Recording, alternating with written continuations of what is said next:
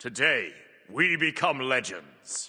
Hey, my name's Inter, and welcome back to the channel for the final update notes for Smite 1 of the year. We got the Ghosts of Holiday Pass 11.12 update notes. There's some new skins, some events going on, some balance changes as well. And I know a lot of you still play Smite 1, keep up to date on the notes and stuff like that, so I thought I would cover it regardless of, obviously Smite 2 being the main focus right now. Also, with this being the last update of this year for Smite 1, it's interesting to see whether there's going to be, a Season 12 update coming, in January, or whether they're going to entirely focus on Smite 2, because obviously Smite 2 is launching free-to-play at the same time we would normally get a Season 12 update for Smite 1. Maybe they'll do a larger patch than normal, but I don't expect they'll be doing a full big season patch with a map rework or anything like that. They're probably very much on maintenance mode at this point. It might just be a larger balance update and maybe a new item or something. Maybe they bring something over from Smite 2, like a passive item that would fit in Smite 1 or something. But yeah, it should be interesting to see if they do continue with the season model for Smite 1 or if they're just going to keep doing small patches like this. But yeah, we got Spirit Stone, Geb, and Crimson Striker Sonanos in the Immortal Honor event. These are of course cross-gen. You'll get them in Smite 2 as well. Geb's going to be coming in January to Smite 2, and this skin looks absolutely sick. I love this line,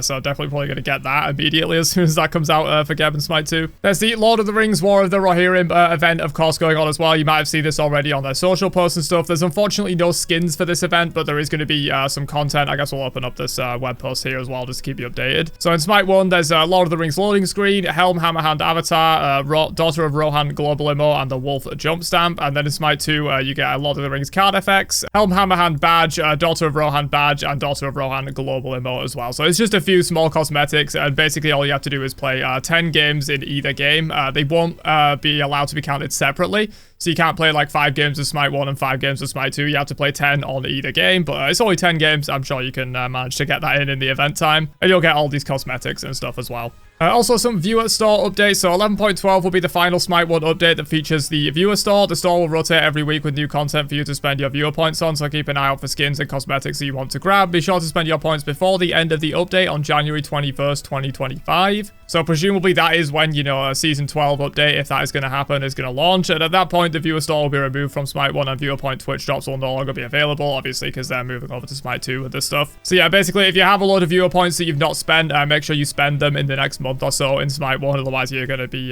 essentially, get them deleted. But moving into balance for the 11.12 update, so Telkine's Ring is getting 10 more magical power and 5% more attack speed. Ring of Hecate, 10 more power, 5% more attack speed, and an increase to the Hex buff and debuff duration from 5 to 8 seconds.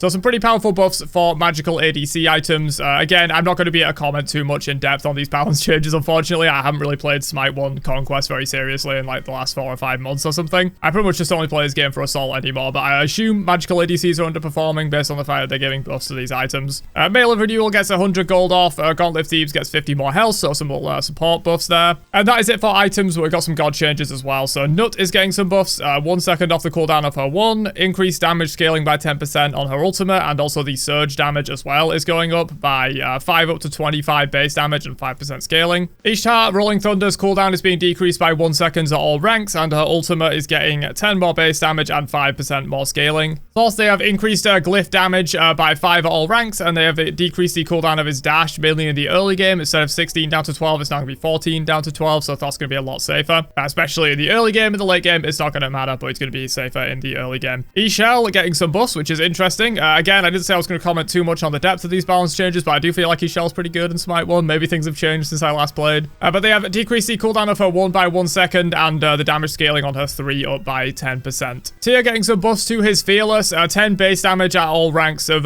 both stances, and a decreased cooldown by 1 second, obviously, in both stances as well. So just able to use Fearless more, do a little bit more damage with it. Achilles, 1 second off of his cooldown, and Combat Dodge, they have increased the damage by 5 base damage at all ranks and 5% scaling as well, so just a little bit more damage and cooldowns available for Achilles. Yamoja getting some buffs, which is very interesting. It's kind of crazy to see Yamoja fall off so hard without the Pro League, and then in Smite 2, Yamoja is back in that game, and there is a Pro League, and there is generally a more competitive atmosphere in Smite 2, because a lot of the competitive players have moved over. But the casuals kind of remain in Smite 1, and so it's interesting to see Yamoja completely fall off the map, and they've been buffing her quite a lot, whereas in my opinion, she needs some nerfs, if anything, in Smite 2. And of course, she did get a couple of +1s, and the meta is very different point they are directly comparable or anything like that, but it is interesting to see. So they have increased her basic attack healing per level from 0.4 to 0.5 per tick on Omi, and decreased the cooldown of her ultimate from 140 down to 120. It's now just 120 at all ranks. So especially in the early levels, the early to mid game, you're going to be able to get a lot more ultimates off. Kuzenbo getting some buffs, which is pretty crazy. Kuzenbo's historically been quite a strong character, like regardless of meta, honestly, but they are decreasing the cooldown of Nene Kappa from 14. It's now 14 down to 12, which is definitely a big deal.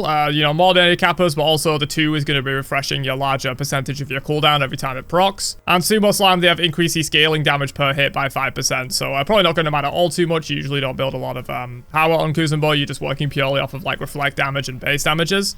Thor, another one, I guess, maybe similar to Yamoja in a certain way. It's interesting that like Thor is pretty strong in Smite 2 right now, in my opinion, but they're clearly quite weak in Smite 1, or at least underperforming, because they are giving him some buffs. So they have decreased the cooldown from 12 down to 10. It's now just going to be 10 at all ranks on this 3, so much better for the early game. Obviously, you rank your hammer first, so you're going to have this up much more often. And then Anvil of Dawn, they have increased the arc damage more so towards the late game. So at rank 1, it's going to be the same, but you're going to be getting more and more bonus as you rank this ability up. Ratatoska, they have increased the protections on Thickback by 2%, increased the maximum health on Evergreen Aircon by 3%, increased the power on Thistlethorn by 10, and increased the basic attack damage from 20% to 25%.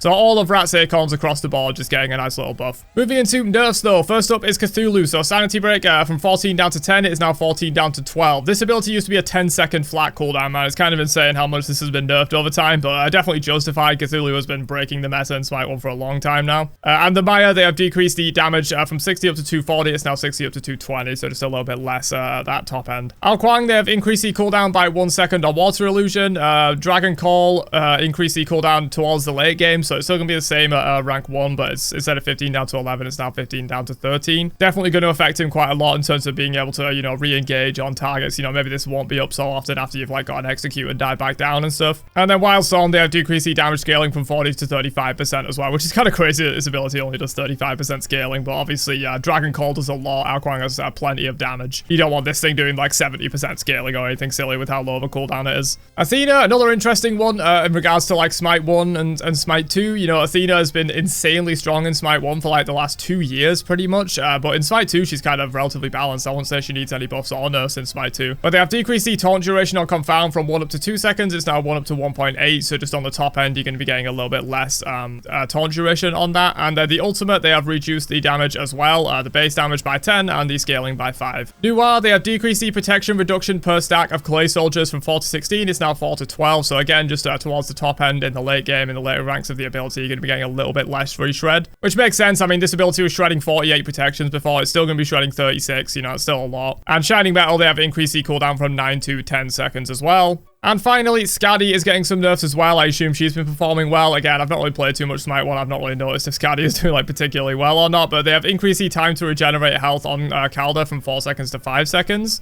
So that's definitely a pretty big deal, you know, over the course of getting back to full health. That is going to be an extra 5 seconds before Calder's fully back in action. And then her ultimate as well, they have increased the cooldown from 90 to 100. So again, you get a little bit less use out of Calder. You can't just heal him quite as often. But yeah, that is going to be it for the 11.12 patch in Smite 1. So quite a few balance changes, actually. A relatively big patch, probably, you know, to push everyone towards the end of the year when maybe they will do a big Season 12 patch. We're not really sure. They haven't really mentioned anything about it. I expect they will do like a Season 12 update, but it's probably not going to be anything, you know, like you would expect a normal big update to be for like season patches in Smite 1. Just because they're going to be focusing a lot on Smite 2's free-to-play launch and the big patch that's coming with that for Smite 2. And at this point, I think a lot of the dev team have moved over to Smite 2 and there aren't that many people still working on Smite 1. It's mainly just for like balance updates and stuff. So maybe they'll do like a big balance patch or something and then maybe add a couple of items from Smite 2 into Smite 1 or something. Maybe a couple of events going on as well. It probably will be a reasonably sized patch, but yeah, I wouldn't expect any kind of like full-on season patch like you would expect for all the previous seasons of Smite 1. But yeah, there you go. That is the 11.12 update notes. Just thought I'll keep you guys posted. I know a lot of you do still play Smite 1 and want this stuff covered, so there you go. I will catch you guys for another one later on. Have a great day, and peace out, you nerds.